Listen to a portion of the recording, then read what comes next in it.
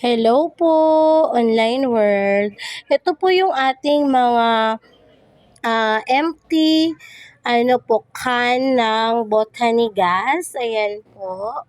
Yan po yung ating lalagyan ng botany gas na ginagamit po kapag ka po nagluluto ng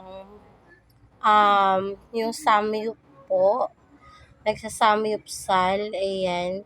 Yan po, or shabu-shabu, ganon. Basta po yung nasa table po na kalan, yan po yung ginagamit po nila na botanigas. So, flex ko lang po, bumibili po kami ng ganito. Ang kilo po natin, 5 pesos per kilo po. Ayan po. Pero pwede po siyang i-reuse. Ayan. Papaano lang po siya, paparefill. Okay pa po siya. Ayan po.